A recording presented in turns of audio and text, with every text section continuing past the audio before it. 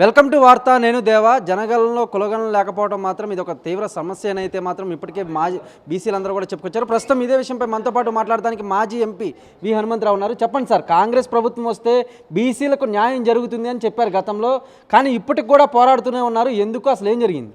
ఏం జరిగేదేం లేదు. రాహుల్ గాంధీకి మంచి ఆలోచన వచ్చింది. కన్యాకుమారి నుంచి కశ్మీర్ వరకు 4500 కిలోమీటర్లు మ్యారథాన్ వాక్ చేసిన తర్వాత ప్రజల సమస్య, రైతుల సమస్య, నిరుద్యోగుల సమస్య, అట్టడుగుల ప్రజానిక సమస్య తెలుసుకొని నేనేమనుకున్నా, ఇప్పటివరకు ఎస్సీ ఎస్టీలకి అన్యాయం జరుగుతుంది వారి జీవితంలో, కానీ వారికంటే ఎక్కువ ఓబీసీలకు బీసీలకు అన్యాయం జరుగుతుంది. ఆయన ఏమన్నాడు, we come to the power, will conduct caste wise census, జితిన హిస్సేదారి ఉత్తి భాగీదారి అన్నాడు. ఆ తర్వాతనే మన తెలంగాణ రాష్ట్రంలో 10 జిల్లాలు తిరిగిన. ఆ తర్వాత కామారెడ్డిలో పిసిసి అధ్యక్షుడుగా మహేష్ కుమార్ గౌడ్ గారు, మన రేవంత్ రెడ్డి గారు ఆనాడు పిసిసి అధ్యక్షుడు ఉండే, ఆయనతో పాటు సిద్ధరామయ్యను పిలిచి 42% రిజర్వేషన్ ఇచ్చాడు.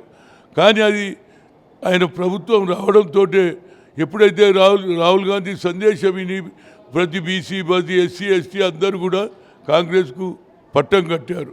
కనుక ఆయన రావడంతో 150 కోట్లు శాంక్షన్ చేశాడు.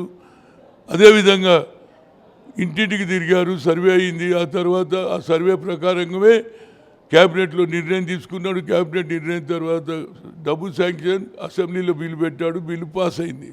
కానీ అది పాస్ అయిన ఆర్డినెన్స్ తీసి గవర్నర్కి పంపిస్తే అది కోల్డ్ స్టోరేజ్లో పడేసిండు. ఇక లాభం లేదని రేవంత్ రెడ్డి గారు ఢిల్లీ దానికి వచ్చారు, జంతర్ మంతర్లో ధర్నా చేశాడు. అప్పుడు అన్నాడు కిషన్ రెడ్డి గారు, మా ప్రధానమంత్రిని కలిపియండి, మేము మా ప్రాబ్లం చెప్పుకుంటుంటే ఆయన కలిపియలే. ఇక విధి లేని పరిస్థితులలో ఏదైతే పంచాయతీరాజ్ చట్టంలో ఉంది, ప్రతి 5 సంవత్సరాలకు ఎన్నికలు జరగాలి కాబట్టి కేంద్ర ప్రభుత్వం నిధులు ఇస్తుంది పంచాయతీలకు అన్న ఉద్దేశంతో పెడితే 52% బీసీలు ఎన్నికైందా లేదా? ఏది సర్పంచులు ఎన్నికైనరు, అన్నీ అయినరు. అదేవిధంగా ఇవాళ చైర్మన్లు, వైస్ చైర్మన్లు అయినరు. ఇప్పుడు ఇది తెలుసుకున్నటువంటి ఎవరు అమిత్ షా గారు ఏమన్నారంటే, రాష్ట్రంలో తెలంగాణలో 6 డిక్లరేషనా, లేకుంటే ఈ ఎందు గురించి గెలిచారు డిక్లరేషనా, లేకుంటే రాహుల్ గాంధీ గారి సందేశం మీద అంటే ఇంటెలిజెన్స్ రిపోర్ట్ పోయింది. ఏమని, రాహుల్ గాంధీ సందేశాన్ని ప్రజలు ఆక్రమించారు, వాళ్ళందరూ కలిసి చేసినంటే ఆయనకి ఇప్పుడు ఆలోచన వచ్చింది కులగాని అంటున్నాడు. మేము ఎప్పుడో ఎన్నోసార్లు అడిగినా, 3 సార్లు కలిసిన, అయ్యా మా జనాభా ఎక్కున్నది, దానికి సరి అయిన న్యాయం జరగాలన్నా అంటే చేయలే. పోనీ అయ్యా ఒక మినిస్ట్రీ మా జనాభా ప్రకారం అది ఒక సెపరేట్ మినిస్ట్రీ ఇవ్వలే, సెపరేట్ బడ్జెట్ ఆఖరికి అడిగిన కులగానే చేయమన్నాం. కానీ రాజ్నాథ్ సింగ్ గారు 2008లో చేస్తాను, ఆయన కూడా చేయలే. ఇప్పుడు రాహుల్ గాంధీ ఆలోచన తెలుసుకున్నటువంటి వ్యక్తి, అమ్మా ఇదైతే ఈయనకు పేరు వస్తుందని జనగణ మొదలుపెట్టిండు.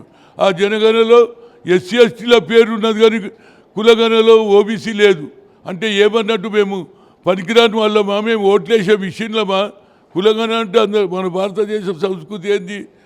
మన భారతదేశంలో హిందువులు ఉన్నారు, ముస్లింలు ఉన్నారు, క్రిస్టియన్లు ఉన్నారు, పార్సీ వాళ్ళు ఉన్నారు. అందరికీ ఒక విధమైనటువంటి దేవుళ్ళని పూజ చేస్తారు. అన్ని కులాలు ఉన్నాయి, అన్ని భాషలు ఉన్నాయి.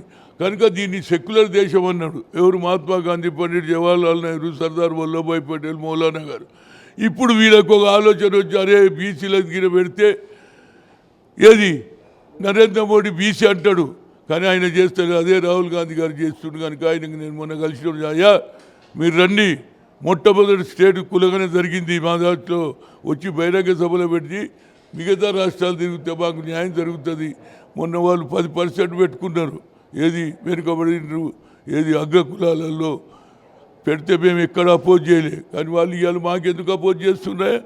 అది ఏది కోట్ల మాకు ఏది 50% సీలింగ్ పెరగొద్దని పెట్టిరు కనుక మాకు అవుతుంది. ఇప్పుడు కులగణ జరుగుతుంటే జనగణలో కులగణ ఎందుకు లేదంటున్నా, మా కాలం ఎందుకు పెట్టలేదు నేను అడుగుతాను. దానికి లేదు. ఎందుకంటే అమిత్ షా హోమ్ మినిస్టర్ ఏం చెప్తే అది ఇంప్లిమెంట్ చేయాలి కదా. ఇక్కడ ఉన్న చీఫ్ సెక్రటరీ అదే గజెట్ తీసి పంపిస్తున్నాడు. కనుక దీన్ని ఏదో అయిపోతున్నది, మీరు అందరు చేసుకోవాలి. ఏమైపోతుంది రా భయ్? మా కులం లేదు, మా ఉనికే లేకుంటే మేము ఓట్లేసే మిషన్లమా అని నేను అడుగుతున్నా. అందుగురించి ప్రతి ఒక్కరు కూడా రావాలి. ప్రతి ఒక్కరు రోడ్ల మీద రావాలి, కుల సంఘాలు రావాలి, బీసీ సంఘాలు రావాలి. మనకు న్యాయం అయ్యే వరకు మనకు ఏది బీసీ కులం చేర్చే వరకు మన పోరాటం కొనసాగాలని కోరుతున్నా. రాహుల్ గాంధీ గారు వచ్చి అడ్రస్ చేస్తే దానివల్ల ఇతర రాష్ట్రాలలో కూడా దీని ఎఫెక్ట్ ఉంటుంది. ఇది జనగణ కాదు, ఇది కేవలం ఐవాష్.